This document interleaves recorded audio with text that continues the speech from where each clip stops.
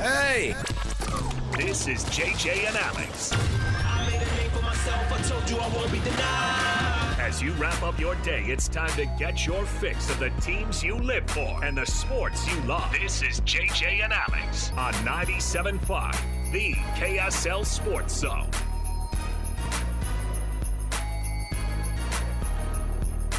Welcome on in, everybody. Happy December 22nd. Darn right warm outside. I have a tea time tomorrow. I would have had one today, but here we are. JJ, what's up, man? How are you? I'm enjoying that blessing of weather we have. Oh, out I there. thought you were about to say the Look, if famous you can't Idaho have Potato a white Bowl. Christmas, I'll take the 60s in December. why I'm not? good with that. I was wondering, too, because I'm looking at my car. It's saying the temperature, and it was like it kept saying 67, and I was like, no way, right? Maybe that's just what the temperature was in the garage. And then I'm just continuing to drive. I'm like, nope, it's 67 outside. So welcome to your warmest December, probably, or your December 22nd on record. I would assume it'd be close to that. JJ and Alex here with you. Thanks for hanging out with us. The postgame of Utah State and Washington State in the famous Idaho Potato Bowl is going on right now over on 1280 AM. If you want to tune into that. Aggies fall 34-21, the final there in Boise. Real quick, JJ, your assessment of Broncos' first year in Logan and what you predict kind of for the next, at least short term for this Aggie team is, at the end of every year, you've got things resetting. You've got players who didn't play in the game. You have a coaching staff that at least is going to stick around. And I think the solid part of Bronco and his guys coming through here, I think you should be excited about a 6-6 regular season. You get to a bowl. But the first year for the Aggies under Bronco Mendenhall, your thoughts? It was a success. Today wouldn't have changed that one way or the other. Today was an exhibition bowl game. Players get rewarded for a nice season. They went 6-6, they were so close to being even better than that. Obviously, you remember the UNLV game where they had a chance to win that game, and the field goals went awry. They let Boise State off the hook in that regular season finale. This team was even better than the 6-6 record that they put out there, in my opinion, and they were really well coached. A great year for Bronco Mendenhall in year one. He's got a great staff, and now if they have some consistency on that end, they can go out and make some changes that they need to personnel-wise. They had a massive turnover last year with players. And for them to put together a 6-7 season, I guess is what it's going to end up being. It's a 2-game improvement over last year, and to be able to do that with so much turnover was pretty remarkable. Now, what does Utah State have to do moving forward? Well, you're going to go into the new Pac-12, which is going to be even more competitive when you're adding when you're adding all these teams to Oregon State and Washington State. Basically, every state west of the Mississippi is joining this conference, including Texas State. It's going to be really competitive and really good. G5 football. Yeah. And Utah State's going to have to be able to keep up with that.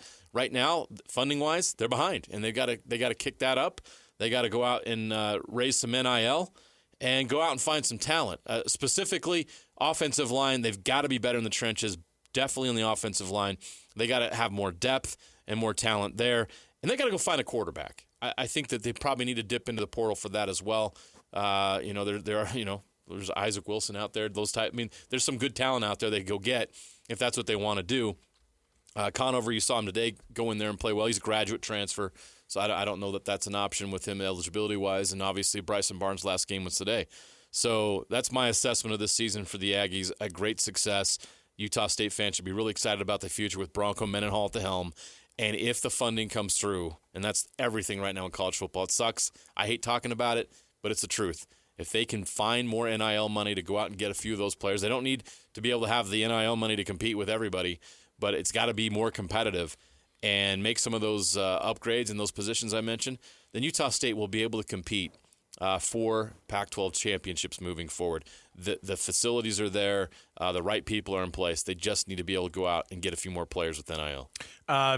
Well, it was a bummer to end the season on that. Those teams were extremely chippy, by the way. They hated each other a lot for no one caring about this game. Hey, this is a conference game moving forward. Future Pac-12 let's get rivals. This started. Come on. Remember, Utah State beat Washington State back in 2021. There was part of me on the Palouse. There was part of me that wanted history them. There. There's part of me that wanted them to score on that last one because it got close that they almost did, and just the you know, you What would was that? I don't know. You would have gotten the Bronco Mendenhall going full Joe Glenn on the interim staff across the field. No, he would. I guess Washington State said it's the fourth quarter. Whatever. We don't know. Yeah, and look, we have they got so a much respect for the Aggies. Yeah. They could come back and win this. We've got to go punch another one in. They got a bunch of guys out there who I'm sure were there like, hey, let's get so and so in. Let's get the team manager in. Hey, put him in. Let's go. And it was a mess by the end. But here we go. We've got lots to talk about today. Aggies fall in the famous Idaho Potato Bowl. Do we need to get rid of bowl games? Why are you asking that now? We already know the answer. We just watched a very good example. You said, "Oh, this is one of the keepers." Oh, you know why? Because he had too much. Because the Aggies were in it, and he was trying to save face and trying to be nice to the Aggie fans out there. I like the French fry thing, but like.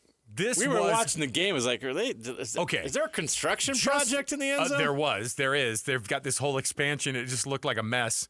What a nice touch to be at a stadium that's rebuilding during the actual bowl game. I think I saw construction workers out there with their hard hats on while the game's going. They're probably kicking the teams out of the locker rooms right now so they can do some demolition. You've covered games in that stadium, and I have. Yeah, where I've you're been doing there the a few interviews. times. You're doing the interviews under the bleachers, right? Like that. I mean, that's already. But again, it kind of sucks. Just go off of. Here's how you do it.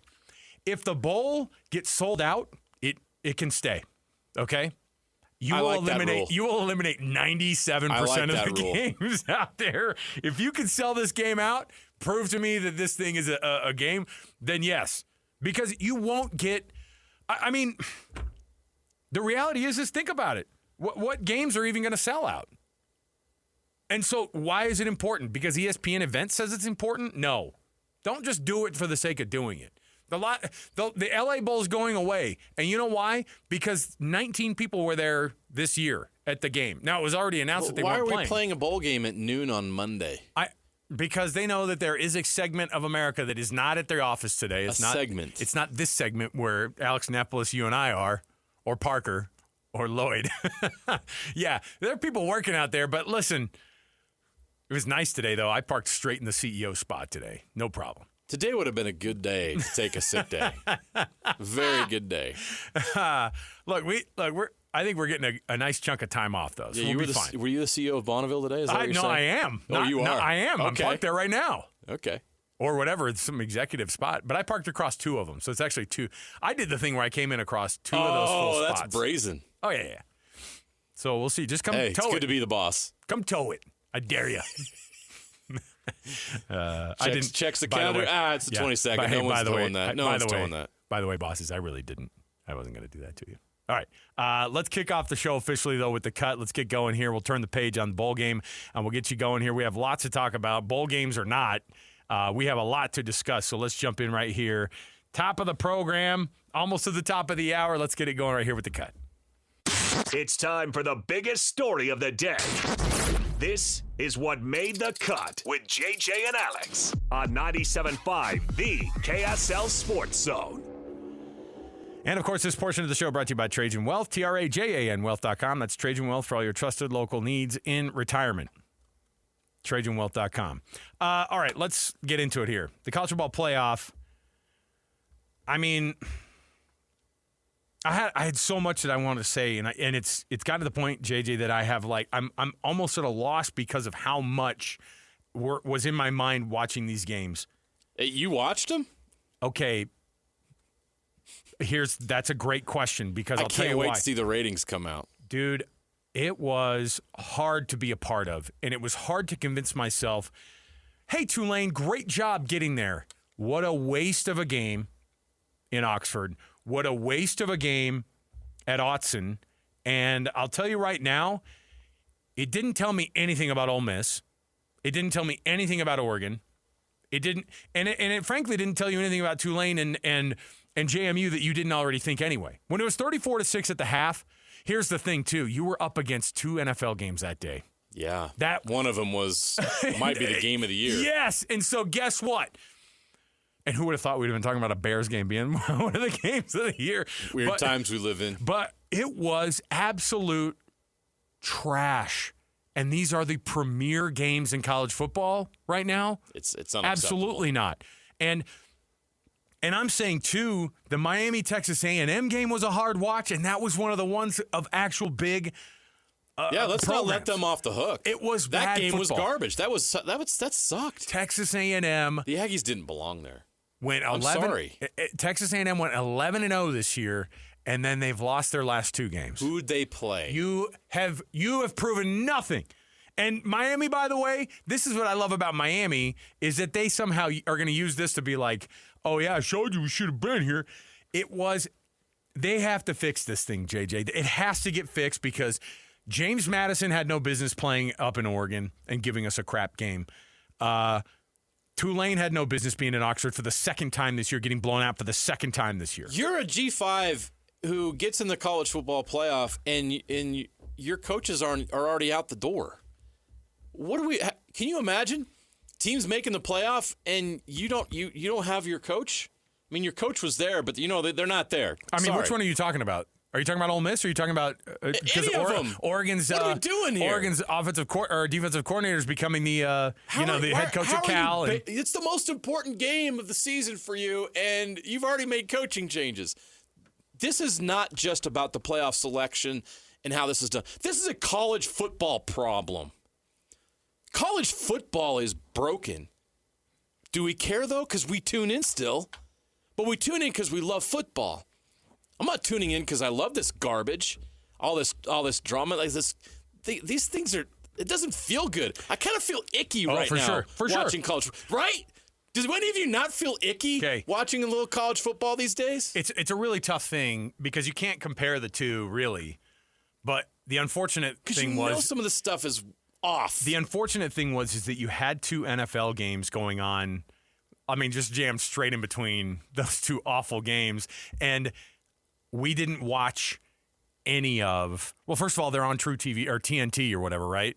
So there's that part where you're like, all right, well, we already know what the score is here. We already know that the TV partners even know in their heads.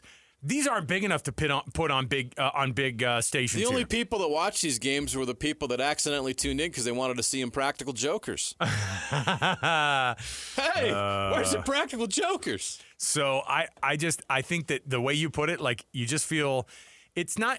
I wanted to watch Billy on the street. It's not that it's just icky.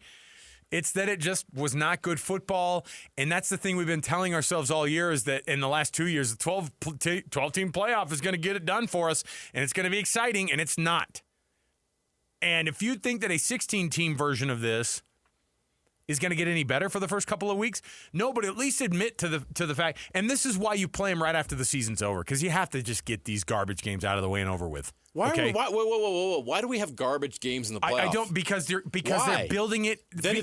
Something's got to be fixed. I know. You can't have garbage games in the playoffs. But you're also going to have mismatches in the first part of any type of a playoff between 16, 24 teams. It's not going to work. Wrong here. Of course. This is supposed to be the elite of the elite.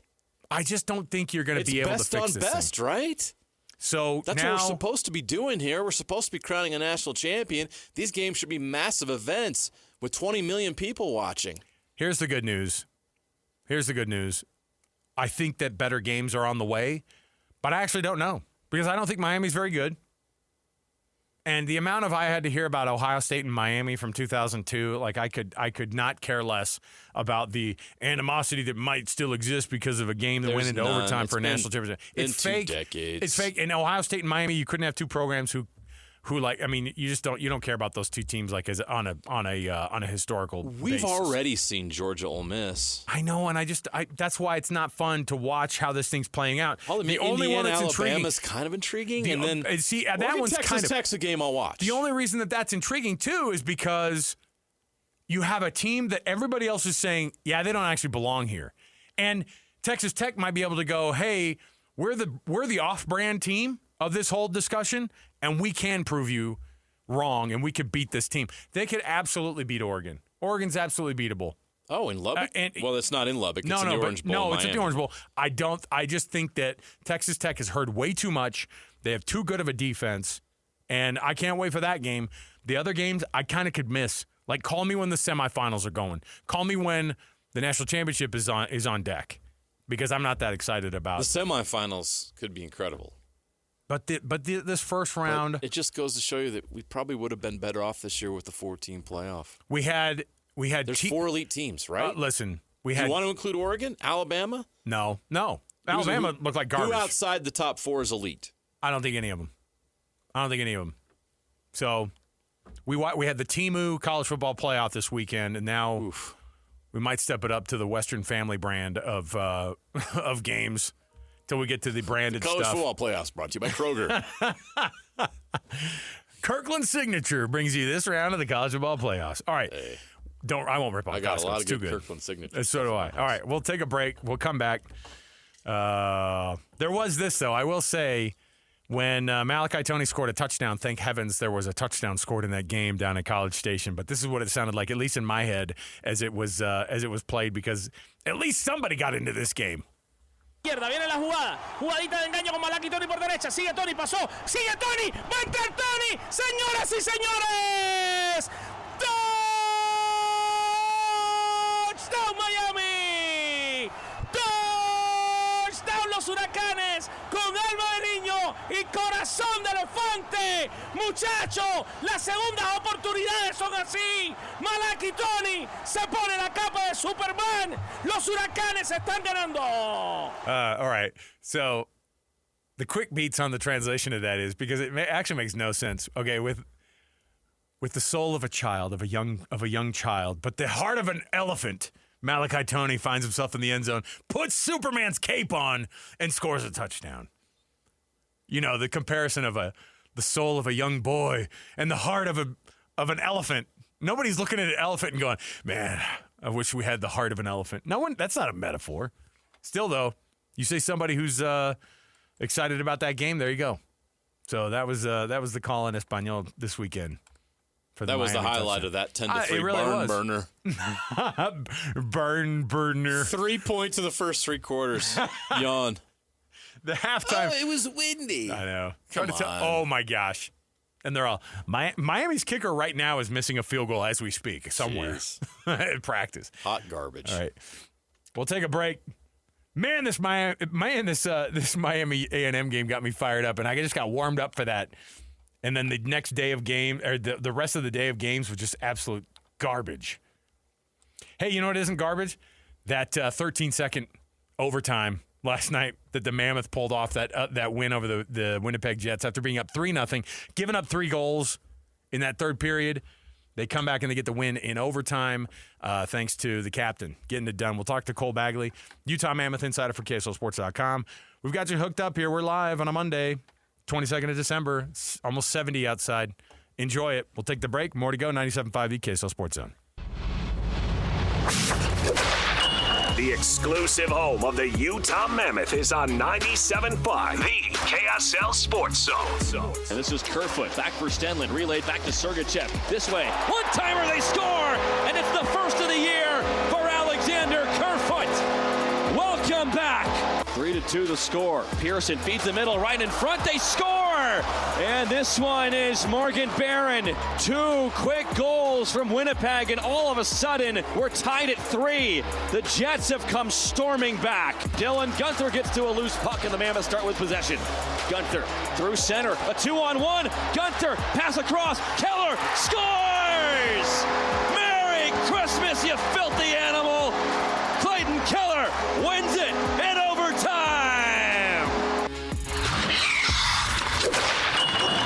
You're locked into JJ and Alex on 97.5, the KSL Sports Zone.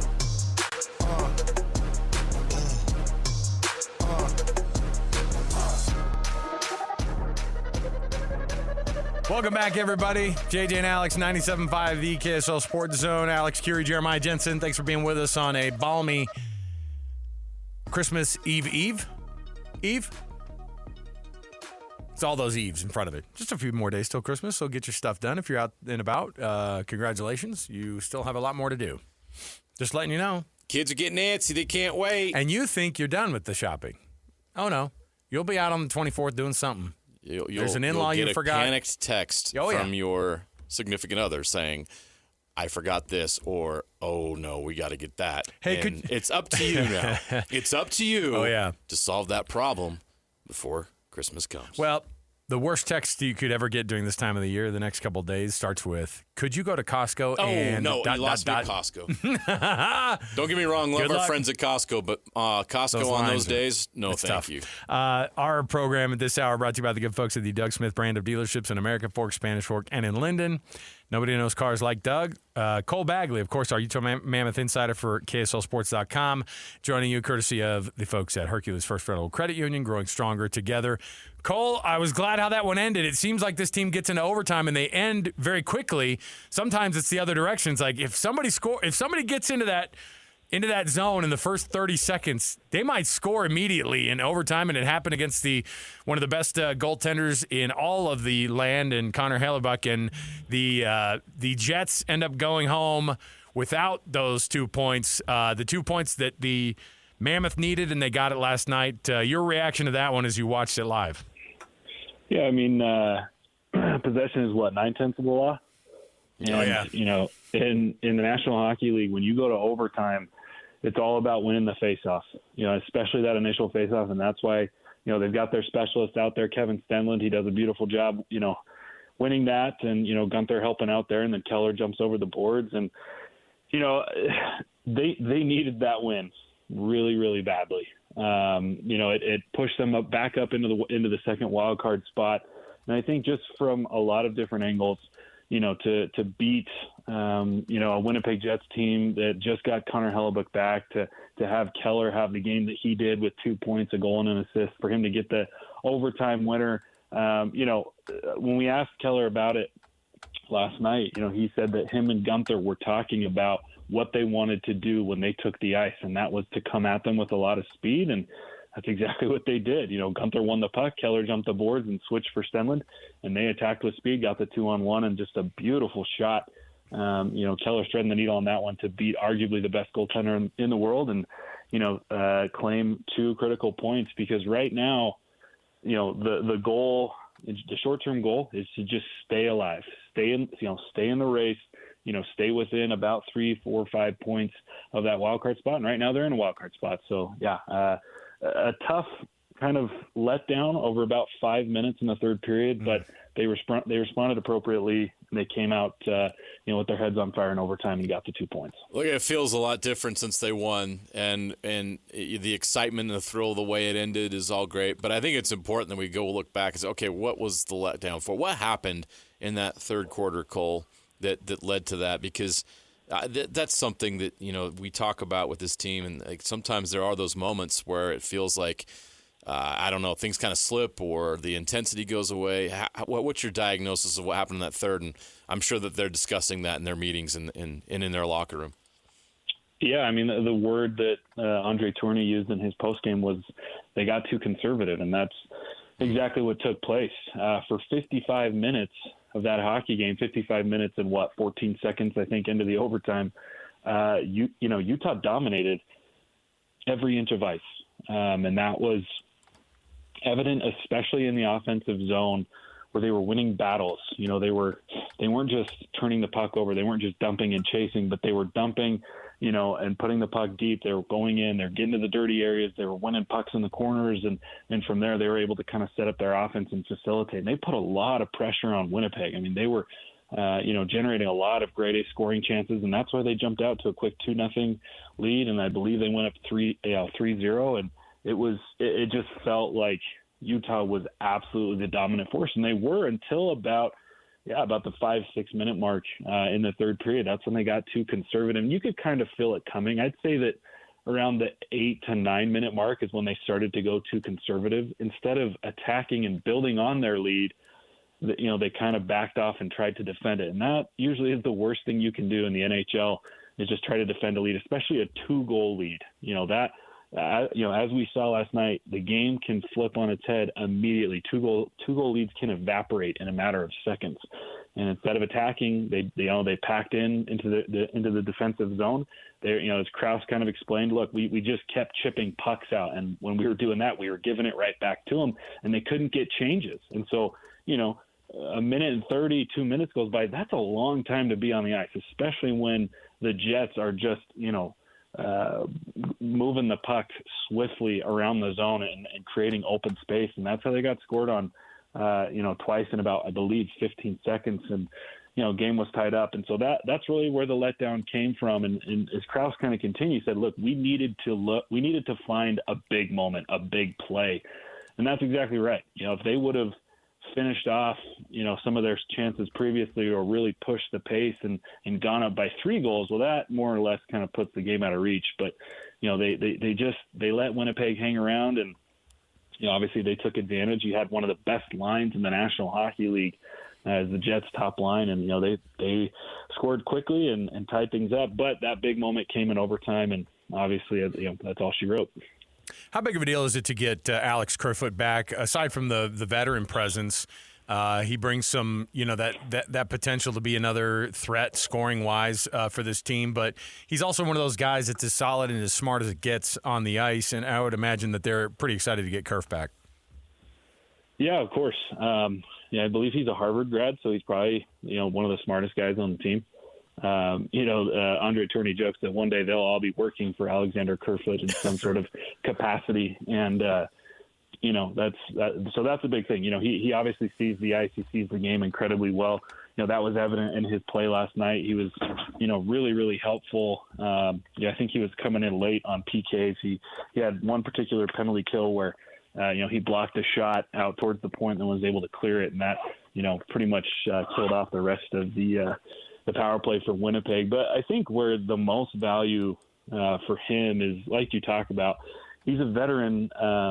He's a veteran presence, and a lot of the veteran leadership and experience on this team has been coming from the blue line guys like Ian Cole and John Marino and Sean Dursey. They haven't really had a veteran voice, a veteran presence amongst their forwards, and so I think that's where Kerfoot really is most welcomed back, is, his knowledge of the game, his voice, how he sees it, and just the ability to put his foot down at times and say, okay, guys, like we're not playing particularly well in this area. Let's go ahead and fix that. And again, going back on what Krause's post game last night, that's kind of what he said is, look, it's, we love having him back because he's really smart. He's really talented, but his voice, I think, carries in that locker room.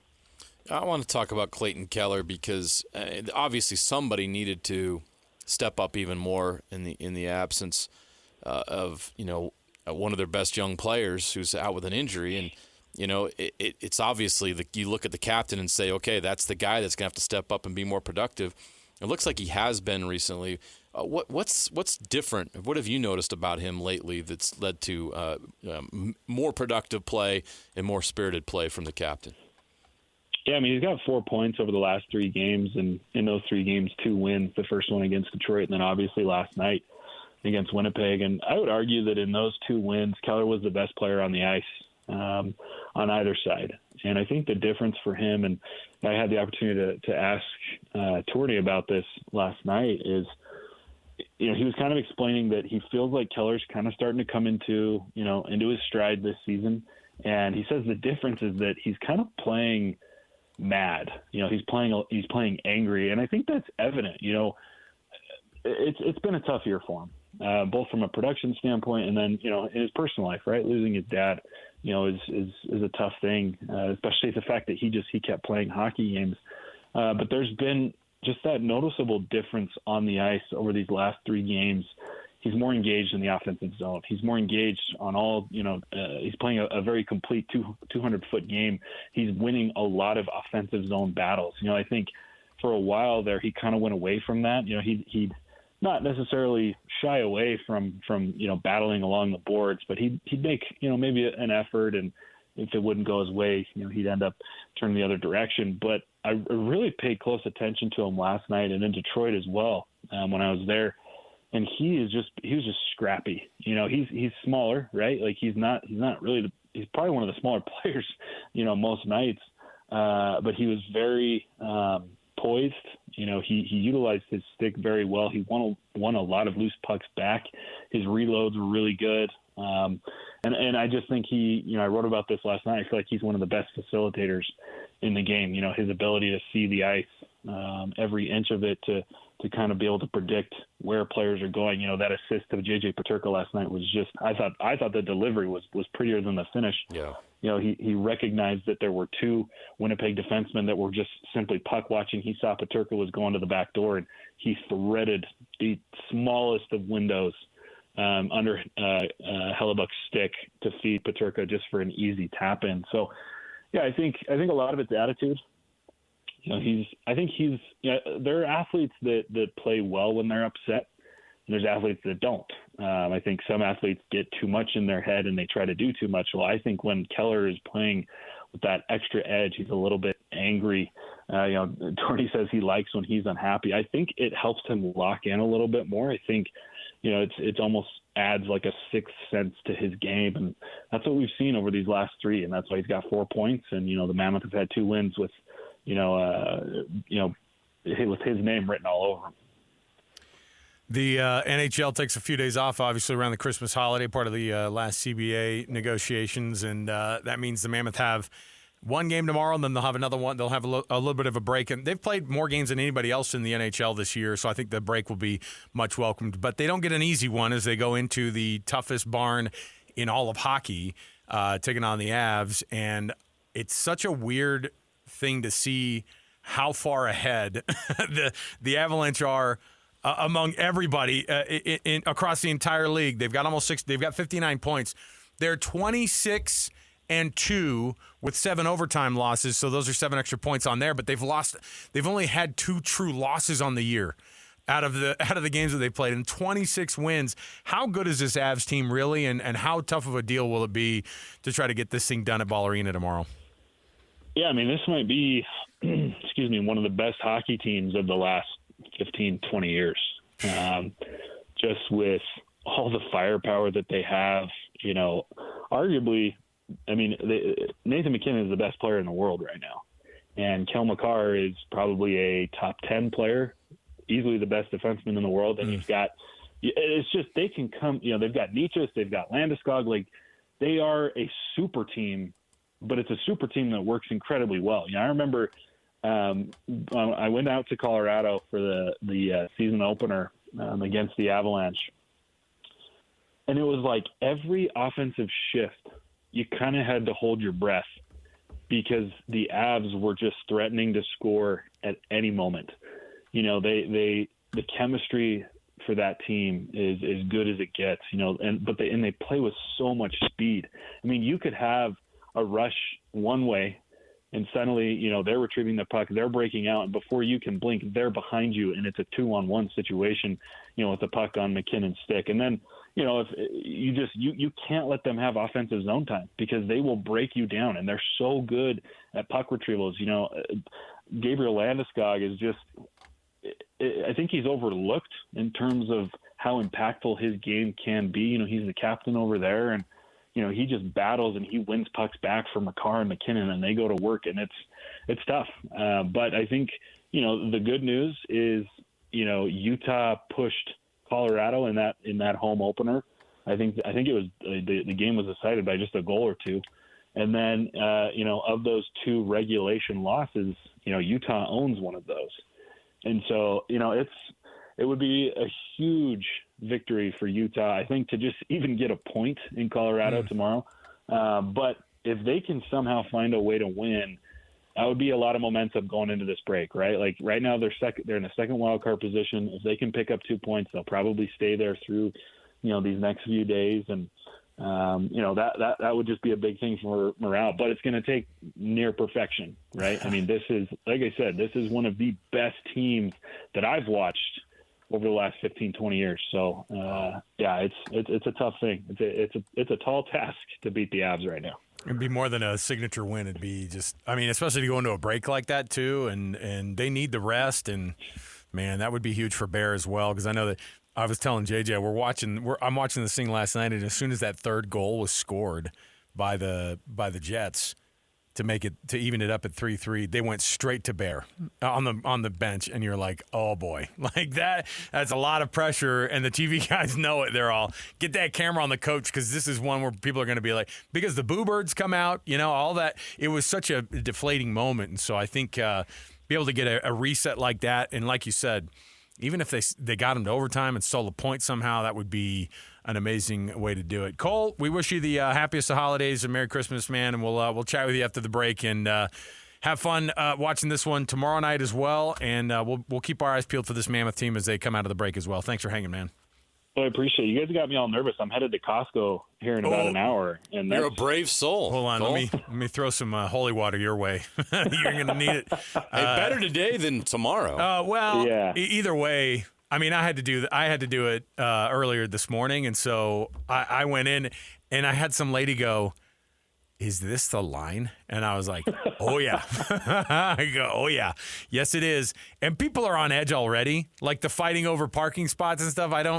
Just go out there with an open mind and just with a little bit of grace, and this is also, I was reading about this. This is the most accidents happen this time of year, and it's all in parking lots. Yeah, and it's all just people who are, because you're a high stress. You got a lot. There are way more people on the road than usual, so just take her easy out there, Cole. That's the advice we're giving everybody. So thanks for hanging out, man. We always appreciate it. Thanks, guys. We'll chat soon. There you go. Cole Bagley, everybody. Yeah, it was a good win last night. It was a bummer that they lost in New Jersey the other night and just they couldn't get anything going. A good defensive effort by Jersey, but man, get the win last night. 26-2.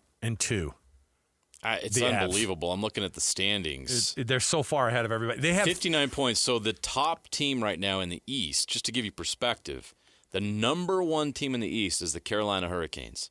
They only have 47 points. I say only. They have 47 points, which is significant. And all that said, there's one team that is nipping at the heels. Yeah, of it's the Dallas Stars. Avalanche. Yeah, it's the Dallas Stars with 55 points. Yeah, they're good, and they're both in the same division, by the way, as the Mammoth. And then on top of it, so they're 26-2, and they have the 7 overtime losses as well, where they get a point. So they have 59 points.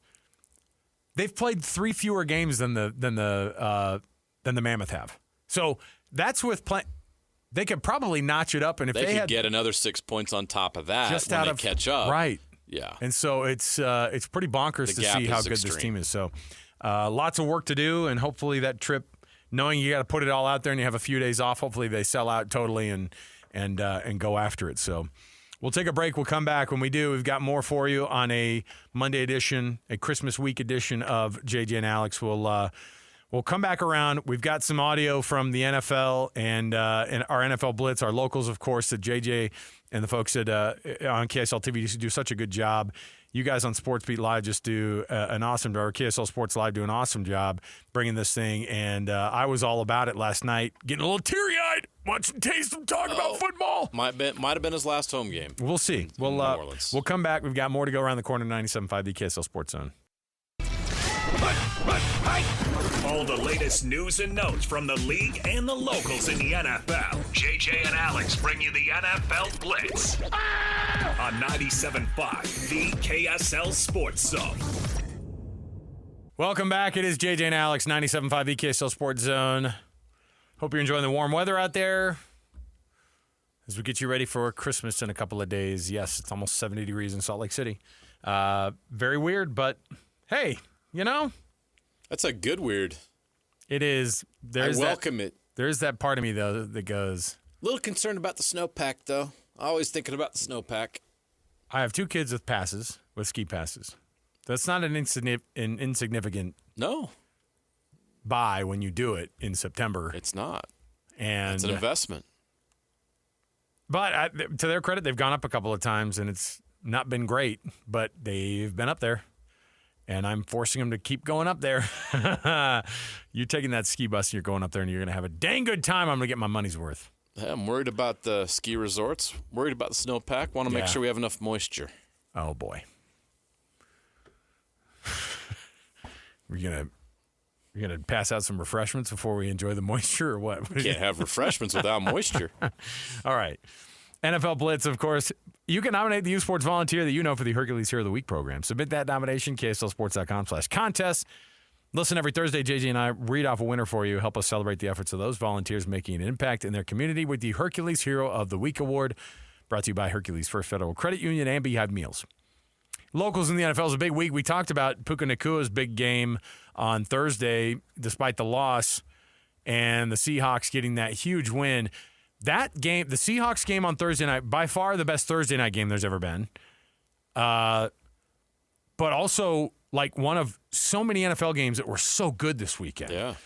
And in There's a lot on the line right now. Yeah, in a time of the year where everybody's starting to buckle down and you're starting to see the dominoes fall of teams getting eliminated, teams that are on the edge, teams that lose to the Jacksonville Jaguars at home big.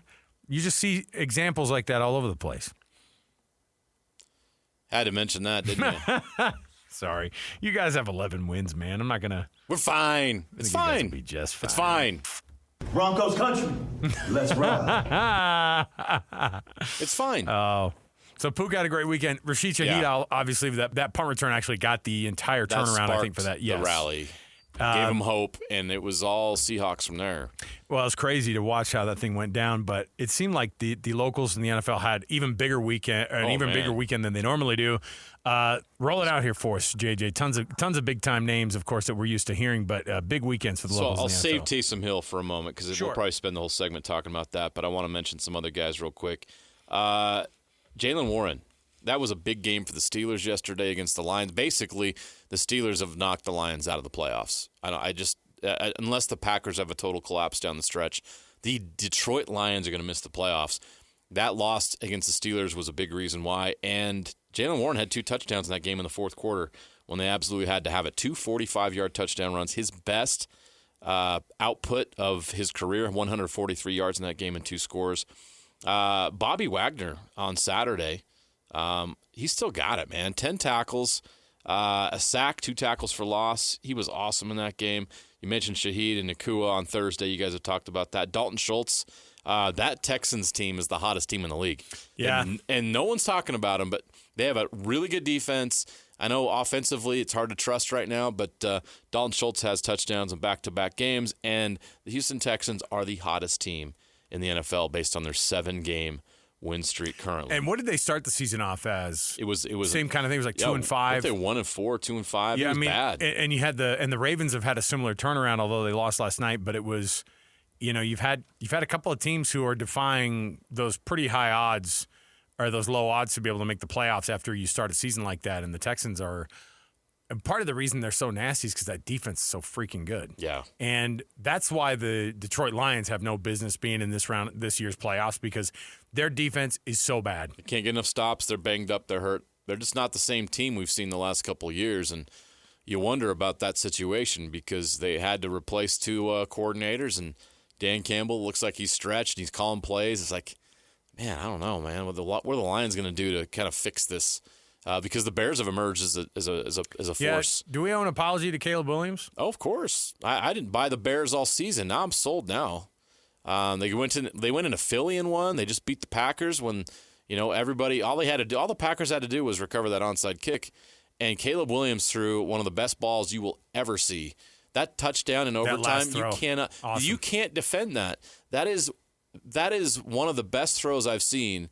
Especially in a situation like that. That's what Caleb Williams, I know people around here have their feelings about Caleb because of the Utah rivalry with USC and everything that went down during that time and what he put on his fingernails, but that dude is the dude. He's good. He won a Heisman for a reason. He was the number 1 pick for a reason. And you know how hard it is to be an elite quarterback in Chicago? They've never had an all-pro quarterback. You'd have to go way back to like the 50s or Sid Gilman or something like that. Well, the quarterbacks go there to die, and just like we thought. Ben Johnson took on the challenge, and Caleb Williams is stepping up, and the Bears are a force. Yeah, just like we thought. At the end of the year, we're like, watch out for Sam Darnold and the Seahawks and Caleb Williams and the Bears in the playoffs. How about Trevor Lawrence and the Jags? I know. Do you owe Liam Cohen some sort of a? Did you see him fire back at Sean Payton, because Sean Payton goes, look, they're a small market team and they're doing some things, man. Sean Payton, man. Sometimes I'm like, dude. He always has to say something. So then after the game, of course, they beat up Denver. They're in Denver. And then he goes, for a small market team, we came out there and we popped it. He had to. Market size have to do I have no idea what. NFL, man. Well, I have no idea why Sean Payton. Market size. Well, and also nobody's looking and going. Thing to say. No one's looking at Denver and going, so what are the biggest cities in America? What are the biggest markets? New York, LA, Denver, obviously. Come on. Oh, yeah. I don't know why he had to get in that like that, but hey, Weird. I like it. A little trash talk, no problem. Of course, Speaking we got to talk about Taysom Hill. We do. Right? The local in the NFL that garnered so much attention after a massive day. It was like a vintage Taysom Hill moment that he's had in New Orleans, a bunch of different times, but he threw his first touchdown in 2 seasons. He put himself over the top to now officially have 1,000 yards receiving, 1,000 yards rushing, and 1,000 yards passing over those marks now for somebody in his career. The first time it's ever been done in the Super Bowl era. Think about that. Think about how wild it is to say. And you remember at the beginning of his career when he's in New Orleans, and people are like, this guy is such a – New Orleans fans are like, this guy's such a gimmicky – like, get this guy out of here. And after yesterday – and his appearance at the podium in that 38-yard touchdown that he threw to Chris Olave to seal it up, and you go, man, this is a guy who's had an insane go down there in New Orleans and at the podium for what could have been his last home game down there in New Orleans. Here's what Taysom Hill sounded like at the podium. Take a listen. My wife asked me that this morning. Excuse me. And I didn't really feel any type of way this morning, but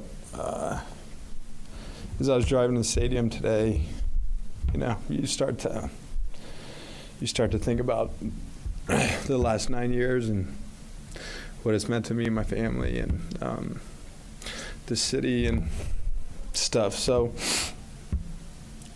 I think for me personally, you just try to take it all in, We had a great experience here tonight, and I don't know what the future holds for me. But it was a special day for me and the family. 35 years old, JJ. What does the future hold for Taysom Hill, who goes from an undrafted free agent, cut by the Packers, gets picked up by the Saints, and then he's turned into this? It's been a phenomenal run. Yeah, and this is recovering from a very serious injury. This has not been the dynamic season that he's had in the past, but to have that type of production in what was likely his final game as a New Orleans Saint at the Superdome was pretty special. And you could see the emotion that he had there, and for good reason, because he has an improbable career. He's done something that no other player's ever done in NFL history. He's a unicorn. He's unique in so many different ways. And it's not just 1,000 in each of those. It was like 2,500 passing, 2,500 rushing, and just got over the 1,000-yard mark in receiving. He's been ultra productive in all 3 of those areas, which is something no player in NFL history has ever done. And people start asking, because you've done something that no one's ever done, can you make the Hall of Fame? And the tough answer to that is he may not even be eligible. Because he's never had a Pro Bowl or All-Pro nod. So how do you put somebody in the Hall of Fame that's never done those things? Who sort that out? But contributions to the game. The fact that kind of a nice little honorary. How do you assess his career? I don't know. Because it's one of a kind. Yeah, and that's a tribute to him. When he could have let his ego get in the way and saying, you know what, if I'm not going to play quarterback, I'm not going to play. This is one of the best athletes I've ever met in my life. I mean that. Like, he is a freak. We've watched him in person. We've covered him in person. And he's had to overcome watch, much adversity along the way, and he did so. He's had so many injuries, and he's come back the same or better every time. So how many more times can he overcome an injury? I don't know, but you look back on his entire athletic career, going all the way back to high school, and what he's done is just remarkable. And if that was the end, if this is it, then you just tip your cap and say he's just one of the all-time great athletes. And you'll let everybody else decide what the rules are and with all that with the Hall of Fame. That's an interesting discussion. But the fact that people are even having that as a tribute to him, taking a situation that would have been seen as undesirable and turning it into something special. Well, and kudos to Sean Payton, who we were just making fun of earlier. Like, that's a guy who extracted every bit of talent out of a guy he saw talent in. And he used him how people said guys can't be used in the NFL. And to the credit of Sean Payton, I mean, Sean Payton, it's his mastermind that allowed Taysom Hill to go, hey, why don't we just figure it out? And maybe Denver's a spot where he lands next year for one last run in the NFL. I hope that's the case. It'd be fun as a Broncos fan to see him there. Does he have one more year left in him on a contender? There was part of me that was hoping, Rashid Shaheed when I ended up going out the door at New Orleans. Yeah. There's that thought where you go. Oh, there was discussion before the trade deadline. Because if Denver picked him up and added some interesting wrinkle into an offense that's already rolling, I bet they didn't want to disrupt anything, but Taysom's not the kind of guy. He's only additive.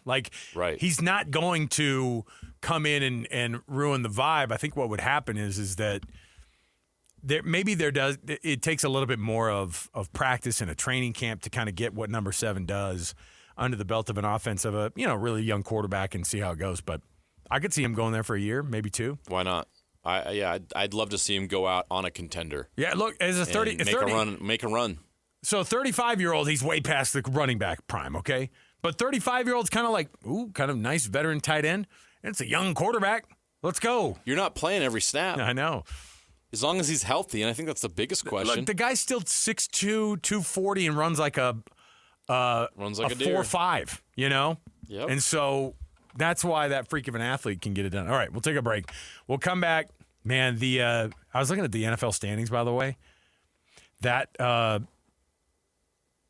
the divisions you don't want to be a part of right now. The AFC West is tough. I mean, I'm saying between the Broncos and the Chargers, those are 2 really, really good teams. But you think about the jam-packed mess that it is in the NFC South, but the NFC West, a 12-win team Seahawks, an 11-win team Rams, and a 10-win team 49ers. They could become an 11-win team tonight with a win. Yeah, and all those teams, by the way, have 3 teams with 11 or more wins by the end of the night. They've all 3 of them have already punched their tickets to the to the playoffs. So it's a crazy thing to think of how good those teams have gotten, and then you've got teams that you're scratching your head over. Not the least of which are the Chiefs. The Colts, who had such a great start. Who knows what the end of their season is going to look like? Daniel Jones is in a scooter, so just do the math. It's probably not going to end well. Lions have been disappointing. Commanders, oof. Shadur. He's had a great year for the Browns. All right, we'll take a break. We'll come back. We've got more around the corner. We've got a sucks to be you, don't we? People who it currently sucks to be in the world of sports. Plus Riley Nelson, former BYU quarterback. He's going to jump on the program. You know why? He was the last quarterback, I think. No, he wasn't. He was the last quarterback to at least go to South Bend and play this Notre Dame team. So we'll chat with Riley Nelson next on the heel of the news that the BYU Cougars and the Notre Dame Fighting Irish have signed up for a home-and-home series for next year and the year after. Awesome news this weekend for BYU fans who were able to see that one get done. So stay right here with us, 97.5 EKSL Sports Zone. Basking in the sports misfortune of others to help make you feel just a little bit better about yourself. As JJ and Alex present, yes, we got beat. We got beat badly. It sucks to be you. Was this on the original? Was this on the original Tony Hawk? It feels like I could feel myself like making some jumps happen on this with this music in the background. It could be, yeah. It's the Descendants, so it would. It fits in that vibe. And by the way, that's like I remember being like, I got to get this soundtrack, and then they did at some point. They put out the Tony Hawk 2 on the PlayStation soundtrack. So yeah, maybe it's on there. I don't know. It at least sounds like it belongs there. Sucks to be you.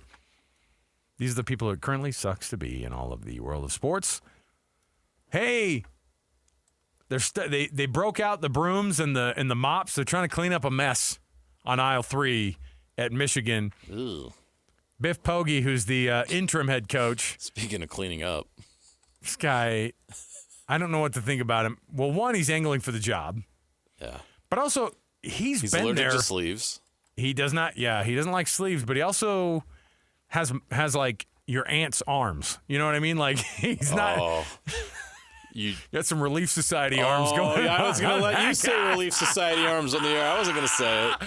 He's pointing it out. He's got a little jiggle going on from underneath. You're like, hey, Poggi, with a last name like Poggi, you don't need arms like that. All right?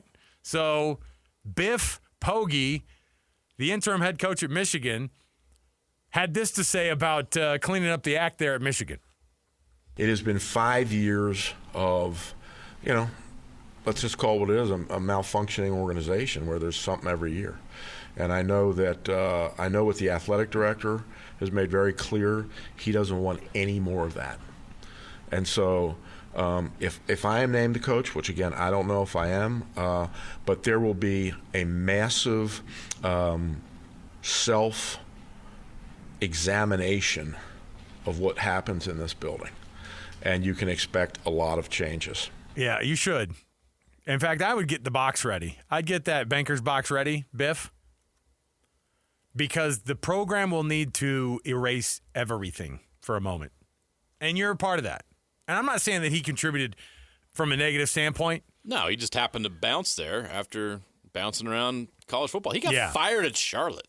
Yeah, and how is Michigan going to hire a coach who got fired at Charlotte? I just don't think that's tough. tough. And again, you need to divorce yourself completely from anything that happened in the past, okay? It's time for a complete refresh at Michigan. So on top of all this, over the weekend, so think about the mess, right? You think about the Jim Harbaugh potential cheating scandal, the Connor Stallions documentary comes out. Everyone's like, man, this is a mess. You got suspensions that go along with all that stuff. Sharon Moore comes in as the interim, does a good job, ends up getting the gig. The stuff goes down with him. He has to serve another suspension as well. That was part of that. That was part of the cheating scandal, and then his scandal somehow becomes even more weird and more sordid and more disgusting, allegedly, than any of the other stuff going on there. And then, of course, you have over the weekend the ex-Michigan assistant Matt Weiss. This is the guy. Don't forget about Matt Weiss, okay? This is the guy who was caught hacking into student accounts, primarily female student athletes, to the tune of almost 15,000 different accounts that he was able to have access to, okay? And then in those accounts, he decides that a dozen or so of them, he wants to get into the cloud account of theirs and dip into some of their private pictures and whatever. So do with that what you will. But the FBI charged him with computer crimes, and then he's gotten hit with multiple stealing identity charges. Well, stealing identity, like basically going in and pretending you're somebody else and he did it at the Michigan football facilities. Don't these guys have jobs? It was during prep for the time that they caught him on surveillance was during their run on their way to prepare to play TCU, game they lost, in the college football playoff in 2022. Wow. So this guy's like, man, we got to buckle down for practice. I got a couple things I got to do, though. I got to send a couple emails. This is what Michigan's dealing with, okay? It sucks to be Michigan right now. It sucks to be a Michigan fan. It's a real shame because this is like one of the lauded institutions. They have the most wins all time in all of college football. The most wins all time. Michigan has it. So they're the gold standard of, we saw this happen with Penn State, a version of it, right? The mighty falling. And you're going to have to see a complete refresh, and Biff Poggi, you're probably not going to be a part of it because I think it would be a lot of the same. You got to have somebody clean it up, and I don't think it's Kyle Whittingham, by the way. Sorry to burst your bubble. Like he's going to want to come in and babysit a program instead of just go right in and try to win. Well, it's ridiculous. I'll say this, though. It's still Michigan, and you already have elite players in the roster. I get it. So you could win there. Hey, it's that time of the week also for us to be able to roll out the Rocky Mountain Chevy Dealers Play of the Weekend. As given out by DJ and PK this morning, they gave out their Play of the Weekend. You can decipher what it was, or you can say, hey, I was listening during that time. Give us a call right now, and you get yourself a $20 Amazon gift card for your troubles. 801-575-ZONE. That's 801-575-ZONE. 801-575-9663. Tell us what it is. I'll give you a clue. We already talked about this young man who's not so young anymore and an amazing play that he had. So we'll take a break. More to go. 97.5 VKSL Sports Zone. Riley Nelson next. Ladies and gentlemen, the biggest name. You're locked into JJ and Alex. With the insight and analysis on the teams you can't live without. This is 97.5, the KSL Sports Zone. Welcome back, everybody. And for those of you that celebrate Navidad this time of year, a happy holidays to you as well. We don't want to exclude anybody, all right? Who sings this? Jose Feliciano? Is that who it is? So good. My kids get into this. I love it. It's a great tune. Is this top 5 all-time Christmas songs? Oh, I don't know if it. Oh, Annapolis is number 1. Numero uno. Of course. Now, at the same time, and I reminded Annapolis too. It's tamal season. Ooh, so is it? Support your local fresh tamale maker wherever you get them. Where should I go? I have a guy. I'm ready and eager to support. I told you, I have a guy. Just tell me where to go. I have a guy, but it's not recommended because the health department probably would try to shut him down because I get it out of the parking lot at the Sam's Club in Layton. Okay? There's nothing wrong with that. No judgment here. No. It's the best $20 you'll ever spend for 2 bags of tamales. Those are the best ones. The chicken and the pork. Yes. Come on. Let's get it going. He also speaks Espanol. I'm pretty sure he served his mission in Spain. Riley Nelson joining us on the program here on JJ and Alex, enjoying a Navidad season himself, and we're going to get things kicked off right here with the cut. Let's do it. It's time for the biggest story of the day. This is what made the cut with JJ and Alex on 97.5, the KSL Sports Zone. Trajan Wealth brings you this portion of the program, TRAJANwealth.com. Trajan Wealth for all your trusted local needs in retirement. Riley Nelson, tell me that my mind booted up from your playing days the couple of times somebody mentioned you went to Spain on your mission. Am I still right on that? You got it. Tamales de cerdo y pollo. But tamales are 100% Mexicano. They're not Spanish. No. You're doing the paella. You're doing the tortilla de patata. You're doing all that stuff this time of year. So yep, you got it. Well, you got it. Happy holidays, Riley. Thanks for joining us on the program here. What's the Nelson family tradition that like kind of marks like the thing your kids can't miss and stuff that you guys do that they get the boys excited and everybody excited for this time of year?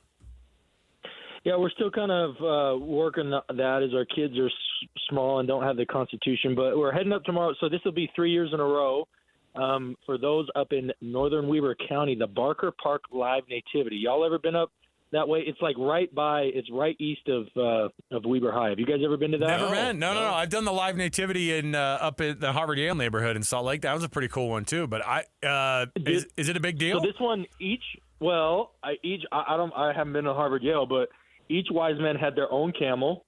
Roman soldiers are riding in on real horses. Oh, boy. We go because it has the best complement of animals. They've got a stable, half a dozen sheep, 3 or 4 goats. You know, they like it. Mary literally rides in on an actual donkey. They have every animal, but it's not just like one and it's there for show. Like they're riding on these things. So it's quite the production, and that's really it starts. They do it 4 days leading up to Christmas Eve. So we're catching the last performance tomorrow on the 23rd, and that's our can't miss at least of the last 3 years. All right, so I'm looking at it here. I just found it. So is there you just walk up? It's free to get in, yeah? I mean, yeah, no, come on. It's free. It's a community event. They got a Barker Park's a big old park up there. There's a plaque there. Supposedly it wasn't that long ago. I think it was only a couple generations ago. There was a big farming community or big farming family. The Barkers donated the land to the city, and they built a big amphitheater in it. And yeah, they do a live nativity to the nines. It's pretty sweet. Well, I'm gonna sock that one away, and if my kids are if my kids are misbehaving, we're taking the ride up to North Ogden, and we're gonna make this thing happen. And I'm gonna force the older kids to participate. That's what we do. Now it's just punishing the older kids when they're with any chance you get. With family traditions. Be like, oh, you're going. When you're a teenager, you'll understand. When you have teenagers, you'll understand. You're going. Get in the car. All right. Yeah. No, you can't drive either. Nope. You can't drive separately. Nope. You're hanging out with us. Riley, thanks for coming on the program. We're excited to announce, of course, that the news that everybody's been hearing all day today, but BYU and Notre Dame sign up for a shock home and home that we didn't see coming. Like, we were trying to figure out last week, how is BYU going to pull this off? Who even has an open date on the 12th of September? Who even has an open date on the 12th who will come to Provo? In our wildest dreams, we wouldn't have said Notre Dame. The last team I thought would consider it. But it's a big one. I mean, and I was saying, too, I think they did it a little bit to poke the eye of USC, and BYU's the benefactor of that because, you know, Notre Dame was having a hard time ever renewing this relationship and having a home and home ever with BYU. But your thoughts initially, because I think you were the last quarterback to play in South Bend. At least you were one of the last to play in South Bend there in that 2012-2013 series. Yeah, except I wasn't 2013. 2012 was my last. So Taysom went in there in 2013 in what everybody says was one of the coldest games. Yes, I was there. I can confirm that. Yeah, but no, like I was about, like, when I first heard about it, I didn't see any details. I'm like, yeah, right, I'll believe it when I see it, assuming that we go to South Bend next year, and then they're supposedly supposed to come back in 2034, and they never show up. Yeah, and they never show up because that's been their MO for the last 25 years. But I was pumped to see that they're coming to Provo next year. And you say a little bit of poking the eye to USC, but I also think, like, you know, for all the faults the playoff has, like, I think BYU being the first team out and Notre Dame being the second team out on the outside looking in of these playoffs, I think this is like Notre Dame realized. Look, I was just talking about this with Notre Dame about Notre Dame with some buddies. Notre Dame used to, like, when they would beat Boston College, that was a good win, and like when they beat, you know, or even USC, that was always a game that they could hang their hat on. Well, a lot of their traditional kind of rivalries, or the teams that they kind of fill up half their schedule and the other half they rotate, a lot of those programs have not kept up to the level that they need to be for Notre Dame to accomplish their goals. And so I think they're looking for new partners to be able to do that, and BYU's the benefactor. The other one, I say this 100% tongue-in-cheek, but I wonder, you know, who over at Notre Dame hated Tom so much that they'd never give him the satisfaction of ever coming over. Little feather in the cap for Brian to finally get it done. I think two ADs have been unsuccessful in getting the Irish into Provo, and Brian in his first year strikes a deal. So I thought that was pretty cool for Santiago. Yeah, it is. It's great for BYU. And it's great for Notre Dame, too, because it adds a quality opponent to their schedule that you know, honestly, BYU would have been a better win this year than USC. And give BYU credit for that. But you had the Notre Dame experience as a player. What was it like, and what would set it apart? Because this is an opportunity for these players that are going to have in 2027 to go to South Bend, and of course they'll get a chance to host Notre Dame next season. Yeah, so unfortunately, and by the way, I wouldn't change this. I only say unfortunately because, you know, now a lot of fans want to – I get asked that question a lot, and of course, you know, I'm on with you guys, and other folks are always asking me, what was this like? What was that like? I played in some of the Cathedral College football, right? Like Florida State and Texas and Notre Dame and all these, and but I really was.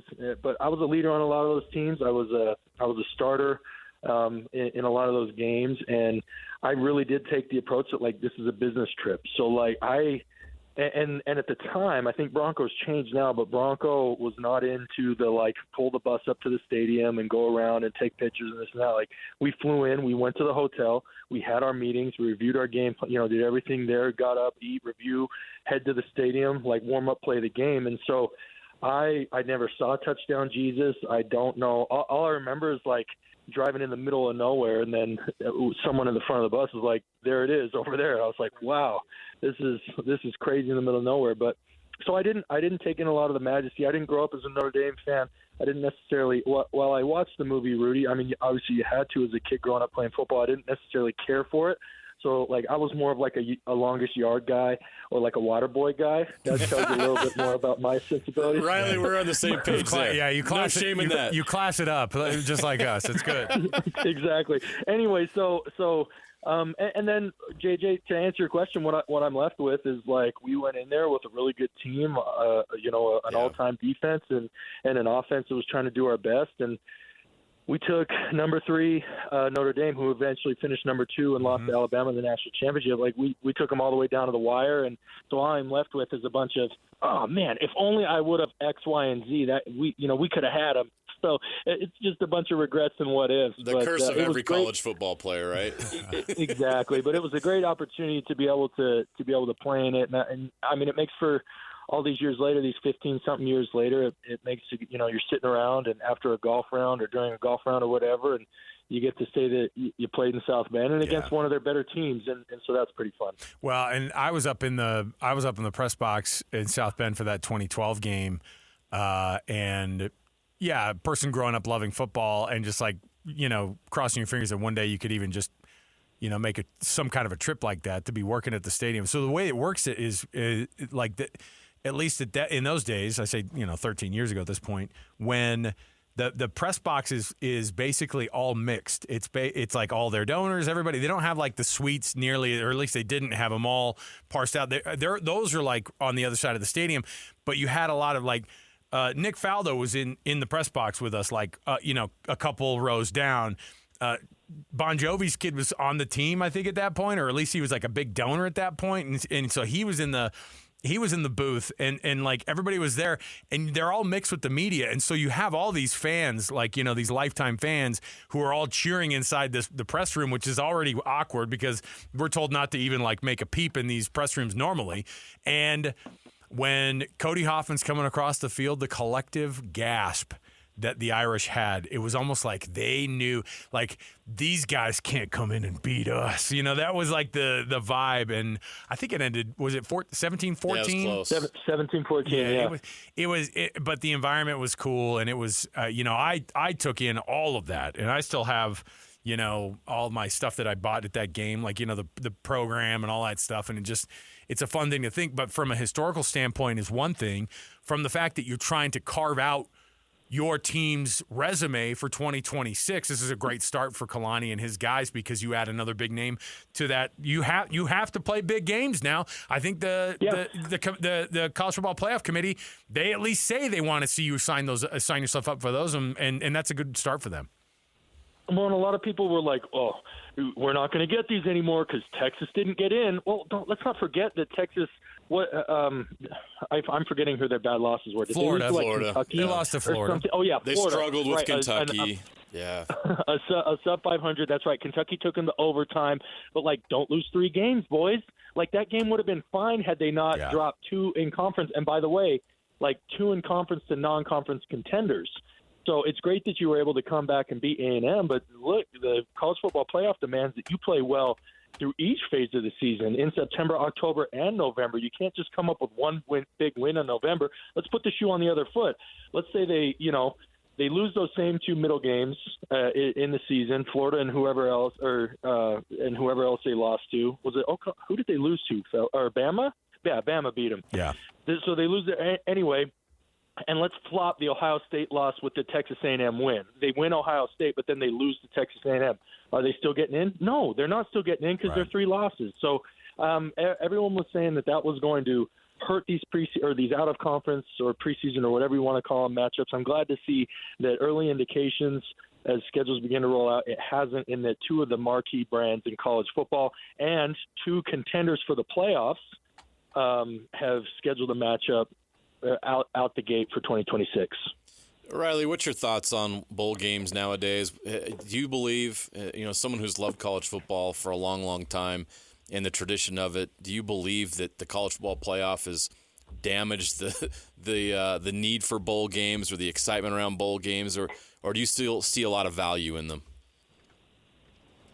Well, you're asking a little bit the wrong guy because I can't tell you like the casual fan. I'm a college football junkie, so I'm watching no matter what. Like the Potato Bowl today for me had a bunch of intrigue, right? Like I wanted to see how these future conference opponents, one coming down from a P4 maybe. That might be a little bit of a controversial, and then Utah State kind of coming up from a G5 into wherever people want to classify the new Pac-12.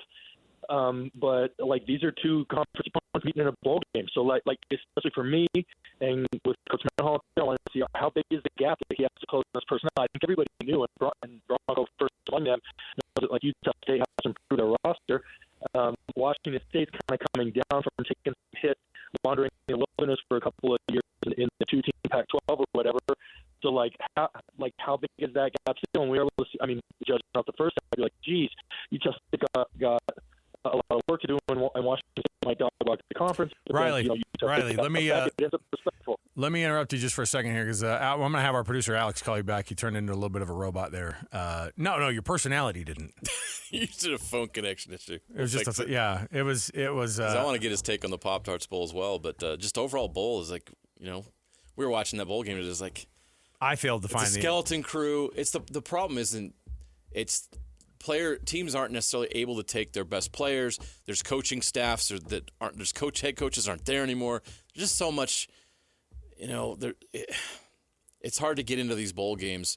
Definitely the casual thing, but I guess if the bowl games are making money, they're getting like Riley's saying, we'll watch any of them. We'll watch any. Yeah, and I failed to find a little bit of the intrigue that Riley did. Obviously, the connection with with Bronco and his staff, and I was interested to see how they're going to show up. But the teams got so chippy at the end. Then you're like, oh, they did take this kind of seriously. Sorry, Riley, we had to reconnect you there so we could get a decent connection. But what about the Pop-Tarts Bowl? BYU's playing in this Pop-Tarts Bowl. That one has intrigue, obviously, for BYU fans, but it's always a mixed bag. I never know what you're going to get with these teams. Is it just enough to say, well, Kalani gets his guys ready for games, or is there a feeling of letdown because you got stiffed on the ability to be able to get in the college football playoff? No, I see.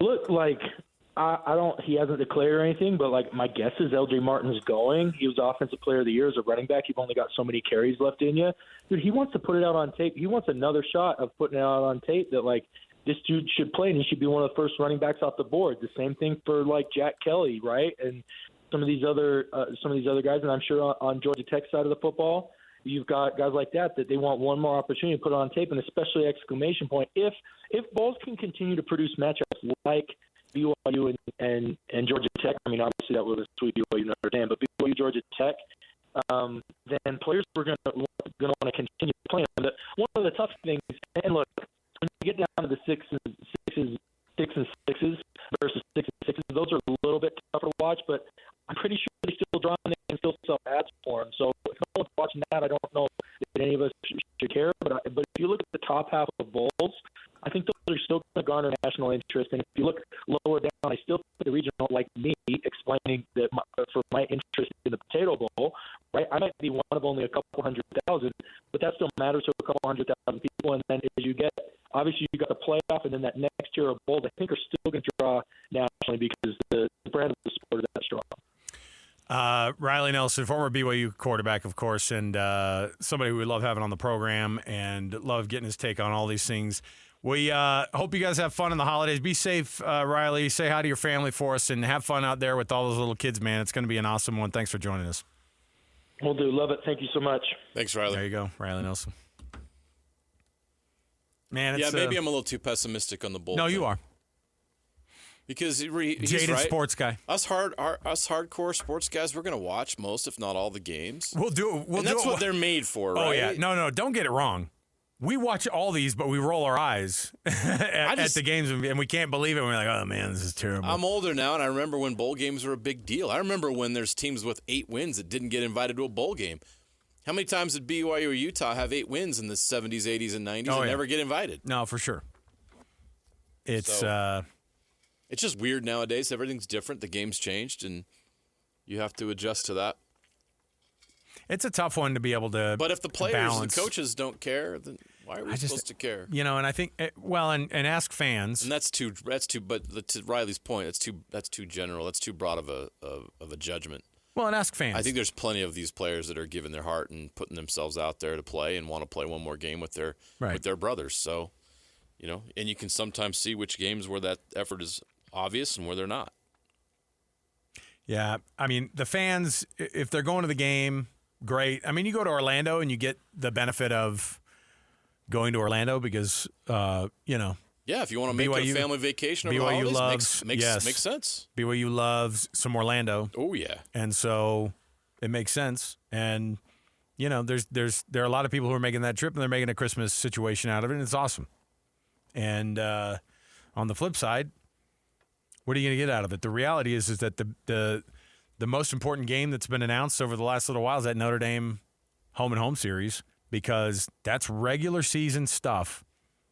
Is that their second game of the year or the third? It's the 12th. The second game of the season for them. They'll have college football playoff implications. Yeah, right off the bat. Because what you're going to get is you're likely going to have a BYU team that's preseason.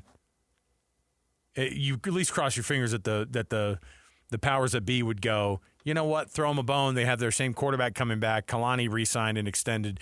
Jay Hill always has a good defense. They've got some weapons coming back. Put him at 17 to start the season. Put him at 15. Top 15 to start next year. Yeah, put him at 15.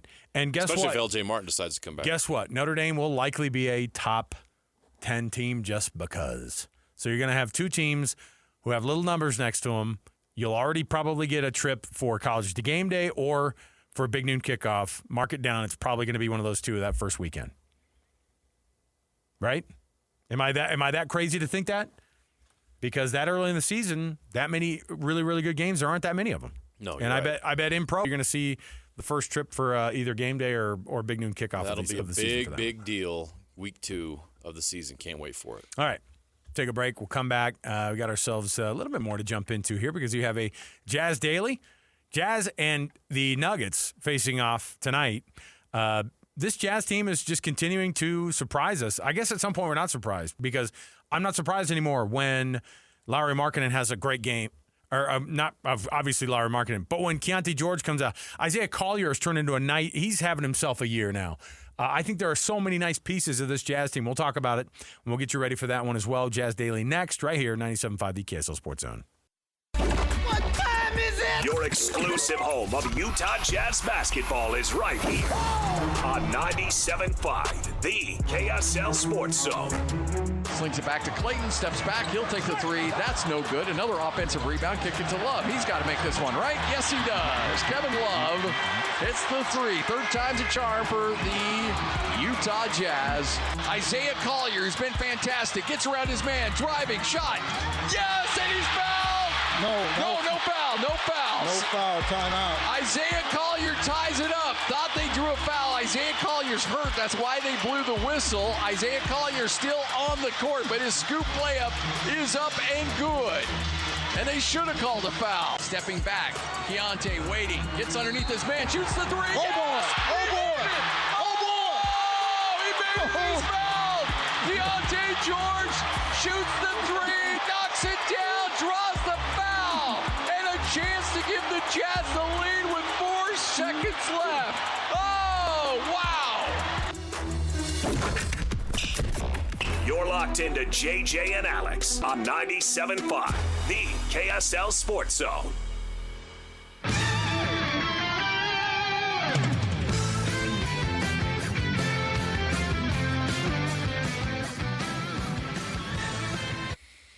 All right, everybody, welcome back. Scotty G pulling double duty on Saturday, by the way. Called the Aggies game earlier in the day. Calls a Jazz game. Then heads to Boise. Then takes the private jet to Boise? Oh, sorry. Probably not. Probably drove a tractor to Boise.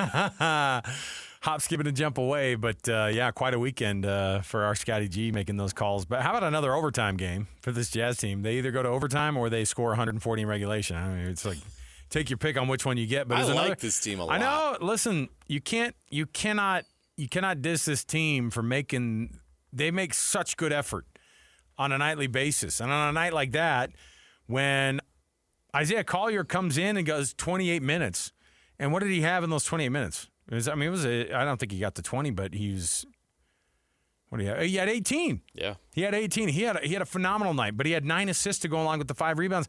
That's a great night for Isaiah Collier coming off the bench. Keontae George played 42 minutes, got 27 points. That's a normal night for him now. Collier only had 3 turnovers, too. Again, 3-to-1 turnover ratio is pretty good. This is the version of what you want to get. Yeah. Kevin Love going 16 and 16. How about that for a versatile night for the old man? Still got it. Yeah. So this is a team that gets to overtime and loses. Aw, shucks.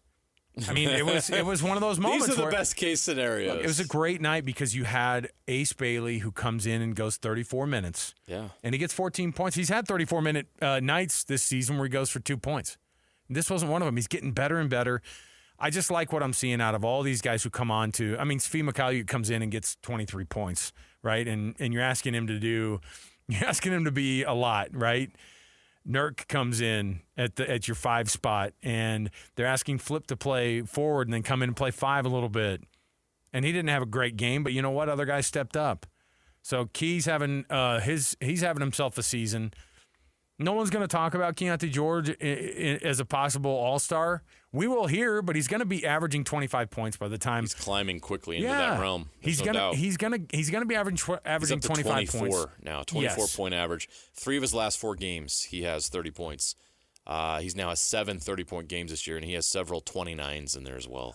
You tell me, JJ, because you always have to do a little bit extra. It's almost like they'll allow one all-star type player, and that guy seems like it's, Lowry Markkinen. To get multiple all-stars, you must be an elite team. Yeah. You have to win a lot of games. It's not going to happen. Lowry probably gets in this year, but Keontae George is proving right now that he's on that trajectory. And next season, when the Jazz are no longer worried about whether they're going to keep a pick in the lottery and this or that, when they're actually going out there 100% trying to win and get to the playoffs, Keontae George will be in those conversations, because this is not something that's, just a nice little run here. This is who Keontae George is now. This has been the consistent thing throughout this season. He has taken the leap from 16 points per game to 24 points per game. That is a significant move. He should be getting most improved player in the NBA consideration. That is an award he should be a finalist for if this continues. It's kind of wild because you think about what the careers for a lot of these guys are. Let me go to a third-year Jazz man and some numbers that he had in that year. Remember, he's only 22. He's only 22 years old. Just turned 22, by the way, in November. So I'm looking at the third season for one Donovan Mitchell in his career. His scoring average from that season was it's taking me a second to find it, I guess. Let me see where the actual points are. Okay, so here we go. His actual average for the year, he ended the season on 20.2 points a game. Okay. You're going to see. What did Donovan shoot from the 3-point line that season? Oh, you know what? 3-point shot that year. 35.5. 35.5. 35.6. Yeah. 35.3 for the season for Keontae this year. In his last 10 games, 41%. Yeah. That's NBA. That's NBA shooting. And that's the kind of thing that gets you that all-star nod. That Jazz team, by the way, 43-26 that year, right? I mean, that was a team that you were expecting to be in the playoffs, and they were, right? And so I think you see a lot of you're seeing a lot of moments. Oh yeah, that was the bubble year. Yeah. Oh boy.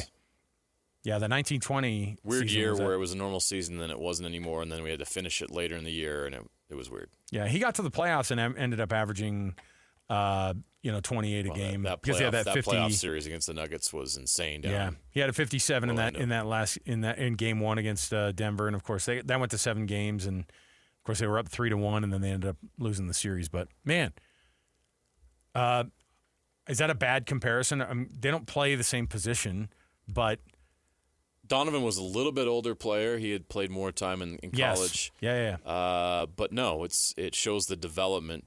And Donovan was able to start better because of that experience and being older early in his career. But Keontae, again, just turned 22 in his third year, has made a massive leap. We've all seen the maturity. We've all seen the skill. We've all seen the mental aspect of it all come up. The improved play, taking care of the basketball, his court vision, so much has improved. It's one of the most dramatic improvements we've seen in the league, which is why, I will pitch and say, and the Jazz, I'm sure, will be pushing him hard for most improved player of the year in the NBA this year. I don't think this is going to continue. This is who he is now, and that's got to have you excited if you're a Jazz fan. And if you pair him, and if you're able to, once you figure out what you are after this upcoming summer, lock in Walker Kessler, and you've already locked in Lowry Markkinen. Obviously, Keontae George is going to be part of your plans. You've got Ace Bagley on the roster, and whatever lottery pick you get, all of a sudden you're looking ahead thinking, all right, here we go. This is who we got. Yeah. Yep. Now we got to go figure out how to beat the Spurs and the Thunder, who are going to be young and great as well for a long time. But that's a challenge that you're going to be ready for because you're going to have a loaded roster at that point. You got to be excited. I know that there's a lot of casual fans here in Utah that are going to be slow to get on the Jazz bandwagon right now because you got to win a lot of games and get excited about all that stuff, and it takes some time to develop that kind of momentum.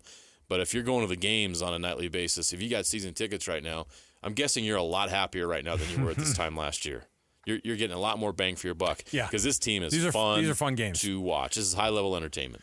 I mean, you heard the call that Scotty had because what you had in the background, obviously, you got Ron Boone quite animated, by the way, on that call. 4-point play was incredible. But you heard also a crowd that was beyond fired up. Yeah. Like that place melted down against a freaking Orlando Magic team that comes in and you get a, why should I care about this game type of a vibe on a season? But guess what? If you're, the fans were into it. Following the league, the Orlando Magic are elite. They're one of the best in the West. They're 5th right now in the East. And so that's a really good basketball team, and they took them right down to the wire. We'll take a break. We'll come back. We have more to go. We'll get you ready for the Jazz versus the Nuggets tonight. Jazz Nuggets. We'll prep that for you next. More to go around the corner. Don't miss it. 97.5 the KSL Sports Zone. Wrapping up the hour with our picks for the best and worst moments on today's show. As JJ and Alex want to hear your best and worst of the day. Hey, stay safe out there, would ya? I think more importantly, JJ, people are on edge in that parking lot, at the mall, on the road, on their way to get to the parking lot at Costco. I just take a deep breath. I got to tell myself that more than anything. I mean, like I have to tell myself as like a recovering, yell at strangers in your car kind of a guy. Are you? No, I'm not anymore. That's the thing is when I first got married. You used to be? Yes. No. Like when I first was married, I had a moment where my wife was like, "Hey, we have like a child now. You should probably not." So you're telling me you used to be a piece of crap, but not anymore. Oh yeah, sloppy steaks, white slacks.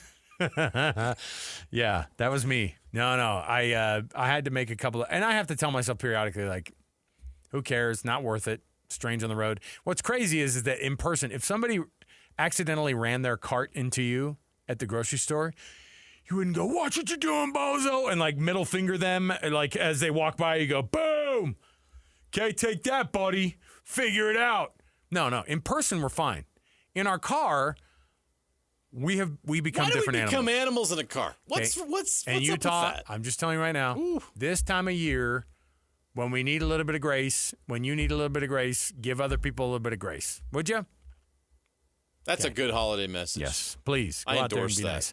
nice. Utah Jazz and the Denver Nuggets. The Nuggets are, as usual, pretty good. Yeah. And second best team in the West, in my opinion. They have still the best player in the NBA on their roster. I'm going to stand by that. Jamal Murray is still the best non-All-Star in the league. It's How crazy is he to not see. an All-Star? Maybe this year's the year. Injury report, no Lowry still. Kevin Love is also going to be out with Bummer. yes. And then Kevin Love's available? Or Lowry is? I was going to say, Lowry's playing. Available. I'm sorry. I thought all the other guys were out, and so I didn't see available right next to him. They somehow managed his right groin to be available. Well, you stop. That's what it says here. This is a family program. You can't manage somebody's right groin injury management. They managed it. It's been managed. Hey, stay safe out there, everybody who's working with a weird co-host on their radio show. Just reading the copy. Just reading the copy. Straight from the Jazz. Right groin injury management. Hey, how'd they manage that for you, Lowry? Is that what he's going to get asked in the post game tonight? Come on. Could you give us details on how your right groin injury was managed? This portion of the show brought to you by Doug Smith in American Fork, Spanish Fork, and in Linden. Nobody knows cars like Doug. All right. We'll take the break here. We'll step aside for some Utah Jazz basketball, but we do absolutely want to say we love doing this program, and these times of year make us realize more and more how awesome it is to be in the spot that we're in. We love all of you. Thank you. Merry Christmas to you, JJ. Yes, same to you, to you, Annapolis, also as well, and for all of you out there. Jazz basketball next.